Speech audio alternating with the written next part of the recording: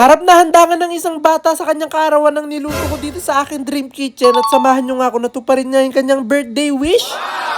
Nung nakaraang araw nga na may pinuntahan nga kaming isang lugar kung saan ko nga pinamigay nga yung mga niluto ko dito sa akin Dream Kitchen, ay meron nga akong nalaman. May nalaman nga kasi ako na isang bata nga na nalalapit na nga yung kanyang birthday, kaya talaga na-curious ako kung anong lagi niyang hinahanda tuwing birthday niya. Kaya pinabalik ko nga yung tito ko kung saan nga kaming lugar nga nagpunta para matanong nga yung bata kung ano nga ba talaga yung hinahanda niya tuwing kaarawan niya. At doon ko nga nalaman na parang normal na araw nga lang daw sa kanila yung birthday niya, talagang hindi talaga daw sila nakakapaghanda. Kaya sinabi ko nga doon sa tito ko na tanungin nga yung bata kung ano nga ba talaga yung gusto niya maging handa sa birthday niya o ano yung pangarap niya maging handa. Gusto ko po sa birthday ko, pansit, spaghetti, piniritong isda, fried chicken, burger, adobong manok, pancakes. Yun nga daw yung gusto niya maging handa sa kanyang kaarawan, kaya nilista ko na nga agad dyan at sinabi ko na lulutuin ko nga lahat yan dito sa Dream Kitchen ko at iso-surprise ko siya. At dahil ngayong araw nga yung birthday niya, talagang inagahan ko nga talaga yung gising para maluto ko nga lahat ngayong mga gusto niyang maging handa. At nauna ko na nga maluto yung nasa unang listahan, ito nga yung pansit, at talagang ginawa ko nga na hindi basta-bastang pansit at talagang dinamihan ko nga talaga ng mga sahog. At ngayon naman ang niluluto ko naman yung nasa pangalawang listahan, yung spaghetti, at talagang niluluto ko nga na nga lang itong sauce kasi ngayong pasta ay napakuluan ko na nga kanina. At pagkatapos nga sa spaghetti sauce, magluluto naman nga ako dito ng adobong manok. At habang isa-isa ko nga niluluto nga yung pangarap niya nga maging handa sa kanyang birthday, talagang na-excite na nga ako sa magiging reaction niya. Kasi nung bata nga rin ako, talaga meron din ako mga pangarap nga na maging handa tuwing birthday ko, kaso hindi nga natutupad kasi talagang walang budget. Kaya sigurado ako na sobrang matutuwa nga yung iso-surprise nga natin kasi yung mga pangarap or gusto niya maging handa ngayong birthday niya ay talagang matutupad. At dahil natapos na nga ako magluto nga ng napakasarap nga na adobo, ang lulutuin ko naman nga ngayon ay fried chicken. Pagkatapos ko nga makot nga itong mga minarinate nga natin ng 24 hours ka ng mga manok, kaya agad-agad ko na nga silang pinagpiprito. At hindi nga lang talaga basta-basta fried chicken nga to kasi makakasigurado nga ako na talagang napakasarap nito. Madali ko rin naman nga naprito nga lahat nga ng fried chicken, kaya kinuha ko na nga itong mga isda nga natin at hindi nga lang basta-basta tong isda kasi mga higanting isda nga itong mga to. At sa lahat nga ng gusto niya nga maging handa ngayong birthday niya, talagang dito talaga ako sobrang na-touch yung sinabi niya na gusto niya nga talaga ng pritong isda. Hindi mo nga kasi karaniwan na makikita nga ang pritong isda kapag nga may mga birthday yan, na talagang dito nga talaga ako sobrang natuwa. Kaya sabi ko na hindi nga lang basta-bastang isda yung ipiprito ko, gusto ko nga mga higanting ang isda. Pero natapos ko na nga lutuin nga yung mga kailangan lutuin dito sa Dream Kitchen, eh dali-dali ko na nga kinuha tong higanting ko nga na bilao para mailagay ko na nga yung mga naluto ko. Inuna ko na nga ilagay dito sa ating higanting bilao itong ating pansit overload. Kaya tinawag ko nga itong pansit overload dahil nga napakarami ko nga ditong ilalagay nga ng mga sahog. At pagkatapos ko nga may ilagay nga itong pansit overload nga natin, sinunod ko na nga rin ilagay nga itong mga masasarap nating fried chicken. At sobrang natutuwa nga ako dito sa higanting ko nga bilao kasi talagang kasyang-kasya nga sa kanya yung mga pinagluluto ko nga na handa. At pagkatapos ko nga may ilagay nga yung spaghetti, sinunod ko na nga rin ilagay dito itong mga higanting nga nating isda at ito nga ang adobo. At isa nga sa na-request niya na maging handa nga ngayong birthday niya ay burger, kaya sinabi ko na hindi rin basta-bastang burger ang gagawin nga natin at ito nga giant burger yung gagawin ko. Pinahiran ko nga muna ng mayonnaise nga yung pinakailalim, tapos nilagay ko na nga rin itong higanting nga nating beef patties, tapos nilagyan ko na nga rin ng lettuce. Naglagay nga rin ako dito ng mga pritong itlog, ng cucumber, ng kamatis, ng sibuyas, tapos nilagyan ko nga rin ito ng cheese. At hindi nga kompleto nga ang burger kung wala nga ang fries, kaya pinalibutan ko nga rin siya dito ng french fries. Kinuha ko na nga rin itong pinagawa ko nga na cake para kompleto na nga talaga yung nasa listahan natin. At dahil kompleto na nga yung mga handa, dali-dali na nga ako pumunta nga sa bahay nga kung saan nga natin iso-surprise nga yung bata na si Romel. At saktong-sakto nga kasi wala pa nga dito sa bahay nila si Romel kasi pumasok nga daw sa eskwelahan at hindi pa nga umuuwi. At dahil wala pa nga iso-surprise nga natin, kaya nakapaglagay pa nga kami dito ng onting lobo para nga talagang birthday na birthday. At sakto nga rin kasi nandito na nga rin yung mga kaibigan nga ni Romel na imbitado nga sa kanyang birthday party. At maya-maya nga lang din dumating na nga si Romel, kaya dali-dali nga ako pumunta nga sa sasakyan para nga kunin nga yung kanyang susuotin. Hindi niya pa nga nakikita sa mga oras nga na yun yung mga handa nga na sinabi niya na gusto niyang maging handa nga yung birthday niya. Kaya habang nandito nga kami sa loob nga ng bahay nga nila, pinabuksan ko nga muna sa kanya itong mga dala ko nga na susuotin niyang sapatos at itong mga damit at shorts. At doon nakapagpalit na nga siya, talaga sobrang nga ako natuwa kasi bagay na bagay nga sa kanya itong mga nabili ko. Kaya nung ready na nga siya, agad-agad na nga kami lumabas at talaga laking gulat niya nga nung nakita niya nga itong mga nasa bilao ko. Kaya hindi na ako nagpatumpik-tumpik pa at agad-agad ko na nga sinindihan nga itong kandila nga ng cake para makapag-umpisa na nga siya makapag-wish.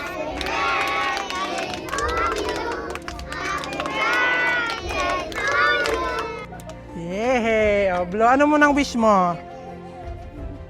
Pagtapos mo sa pag-aaral. Makapagtapos sa pag-aaral. Oh, very good. O, Blo!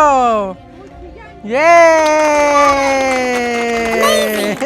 At pagkatapos niya nga makapag-wish, sinabi ko nga na kunin niya na nga kung ano nga yung mga gusto niya nga dyan kainin. Kaso nahihiya nga siya, kaya ako na nga yung kumukuha. Maya-maya nga lang din nag-usap nga kami at talagang tinanong ko nga siya kung ano nga ba yung mga pangarap niya pag nakapagtapos siya ng pag-aaral. At talagang gusto niya nga daw maging sundalo. Sabi mo kanina, anong wish mo ulit?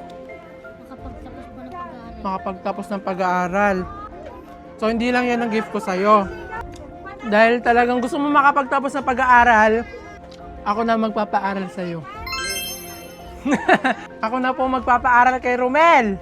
Ako na pong bahala sa mga bayarin niya sa school, sa mga kailangan niya po sa pag-aaral, baon. Ako nang bahala, Romel. Ang gagawin mo na lang ay pumasok. Amazing! No? Kaya magsipag ka na magsipag. Suportahan kita para makapagtapos ka sa pag-aaral mo. Okay ba yon?